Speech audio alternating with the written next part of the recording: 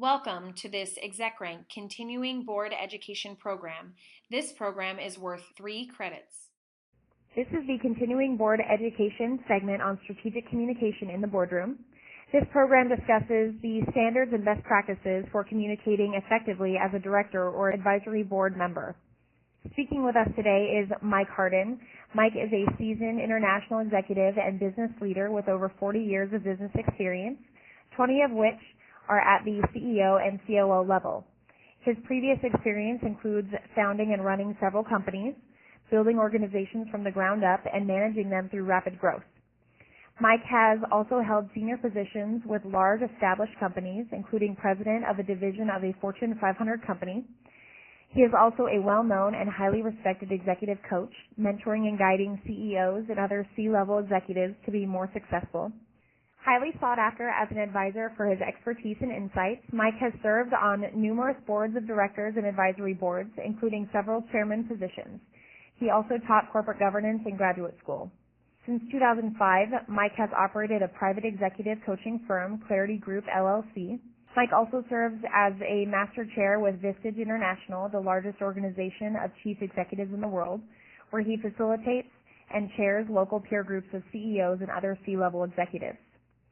As a business expert, he has been interviewed and quoted in numerous newspapers and magazines such as the Wall Street Journal and the New York Times, appeared on many TV shows such as CNN's Moneyline, and has often been interviewed on news radio programs. Mike currently writes a prominent and respected business blog for the Huffington Post, as well as his own business blog. Additionally, Mike has testified before several congressional committees, advised senators and congressional representatives on emerging technology issues, and consulted with business and government leaders around the world. Thanks so much, Mike, for speaking with us today. Oh, it's my pleasure, Rachel. I'm glad I could do this. So my first question for you are, what are some general communication standards that every director should understand and adhere to? Well, that's a great question because it really depends on the type of board, because there's a big difference between boards of directors and advisory boards. Boards of directors exist to provide oversight, so communication is built around their ability to do that with the CEO and perhaps some of the other senior executives. Boards typically have committees. They'll have an executive committee, a finance committee, compensation, audit committees, et cetera, et cetera. And each of those have very specific roles that determine the level and type of communication that they're going to have. Some organizations, particularly non-for-profits, will often give the directors access to communicate directly with the relevant staff. Now, I'm not really keen on this because I believe it usurps or certainly goes around the CEO's authority, and I've seen it cause a lot of problems where board members are communicating directly to staff, asking them to do projects or tasks or getting information, and the CEO is completely unaware that this is going on. Now, advisory boards are different because they exist specifically to provide advice, which means they must communicate regularly and with many different staff, so that's part of their role. Excellent. And can you also discuss with us how effective communication and the role of the CEO intersect in the boardroom and affect a company's ability to have productive meetings? Sure. It's always been my opinion, and what I've tried to teach all the CEOs that I work with is that they should really be able to manage the board and not just be a figurehead. Otherwise, the board's running the company, not the CEO. So the CEO has to have a good relationship with each of the individual board members. The CEO has to spend face time with each member, and if they're spread over a large geographic area, then it may have to be by phone. But the bottom line is that the CEO should not be seeing or talking with the board members only at the meetings. If you're providing information only at the meetings, then you might as well blindside them. Discussion should be taking place leading up to the meeting, and preparing the board is crucial. And, of course, always be brief and to the point.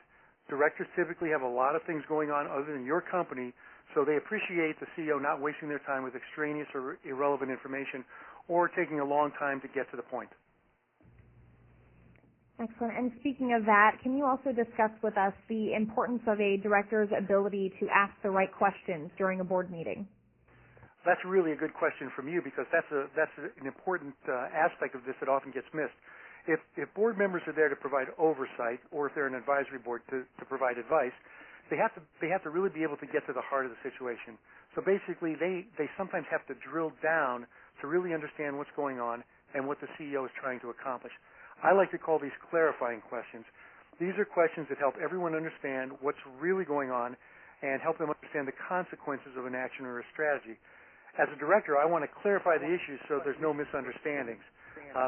My goal is not to answer questions for the CEO, but to question the CEO's answers. So I really have to drill down to find out what's going on. So what types of questions should a director ask to extract important information for the board?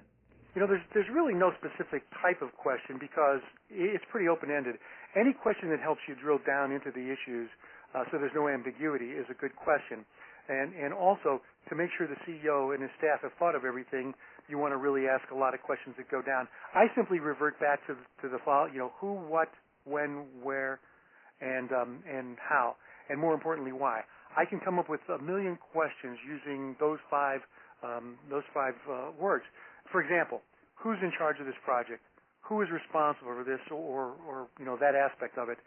What is going to be done? What are the costs? What results can be expected?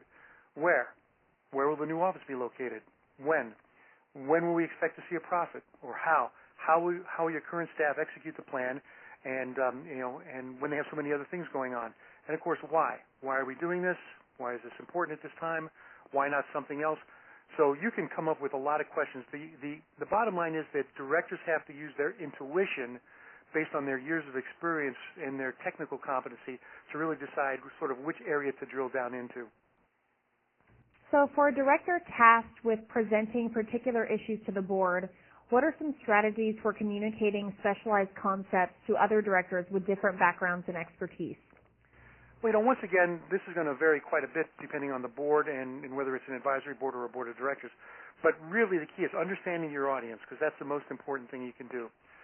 Directors may have some expertise that other members don't have. For example, a banker. The director needs to appreciate that other directors may not have that expertise, and overly technical references or jargon or acronyms or specific industry terms can be very confusing or distracting. Also, you have to keep in mind that a particular word may mean one thing to one industry and something completely different to another. And I'll give you an example.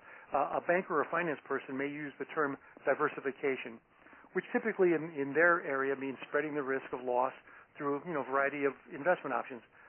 While a person with a human resources background would hear the word diversification and immediately think of workforce diversity. And of course, a strategic planner would think of diversification as a corporate strategy, perhaps to expand the firm's operations by adding new markets, products, services, or locations. So you have to be very careful about the words you use because they do have different meanings in different industries. And if you're presenting a concept or an issue to the board, you have to also understand the backgrounds of the other members. And you have to know how to package your presentation so that everyone can understand it. Now, this wouldn't be an issue if everyone had the same background and expertise. And that's often the case in a trade association where you may have all manufacturers or you may have all construction people or you may have all government contractors. And, of course, when they talk, everybody in there understands what everybody else is saying. But when that's not the case, you have to have a much different approach to it in where you may have to prepare the board in advance and say things in a different way. For example, if it's an advisory board, I may have a finance person, a technology expert, a strategist, a lawyer, and so making the presentation easier for everyone means that I have to understand what's going on and how to I hate to say the word like dumb it down, but get to the lowest common denominator. But what you have to do is you really have to prepare in advance, prioritize your information. You have to use very clear terms and language so that the members can focus on solving the issues that you're talking about rather than trying to spend all their time trying to figure out what you're talking about. So who is responsible for proper communication between management at the C-suite level and the board of directors? Do you feel only one individual is meant to take on this role? Well, there's two individuals that have that responsibility. Of course, the CEO has a certain level of responsibility because the CEO should be the conduit back and forth between the board and the company and the management staff. But the real key is the chairman. The chairman of the board ultimately is responsible for the communication. I've served in several chairmanship roles, and I've always found that I've had to sort of filter through things and be able to take the information from the board and the executive committee and bring that down to the CEO and the staff so that they can understand it and then be the conduit to take their responses back to the board. Otherwise, you end up in a situation that's chaotic. And are there any red flags that directors should be aware of when preparing points of discussion for a meeting? Yes, there's definitely red flags, and I think there's at least 4 that when I'm preparing a presentation, these are things that I tend to think about or worry about. And the first one is too many points to cover. That's a big red flag. You know, you can only focus a group on a few key issues at a time to get good feedback and intelligent discussions. If you've got 25 key points that you want to bring up, it's going to get lost in the shuffle. Nobody's going to spend any real time on any of them. 4 or 5 key points, those are the things that you want to cover. The second thing is information overload. That's another red flag. If there's too much information, you lose the audience. And what happens often is people will give presentations and they'll provide a lot of what I call nice-to-know information rather than just need-to-know information. So you really got to get down to the need-to-know rather than the nice-to-know. Another is if the information is too industry-specific. If you've got a board that's made up of a variety of different industries, giving a presentation or speaking in terms that are very industry-specific will tend to lose people. And, of course, the other red flag is if the board hasn't discussed the topic beforehand, because if they haven't been briefed in advance and they start hearing it cold, that's really not a good thing for them because they really haven't had time to understand what's going on and to really sort of take it all in and assimilate it. So before we wrap up our interview, I also want to ask you if you have any closing thoughts. Yeah, I do. I think that what we have to keep in mind is the communication is what makes it all work. Whether it's the board providing oversight or the advisory board providing advice, it can only work if the communication is effective both ways, and that really has to be managed. Thank you. Well, this was the continuing board education segment on strategic communication in the boardroom, and today Mike Harden has been speaking with us. Thank you so much, Mike, for speaking with us today. It's been my pleasure.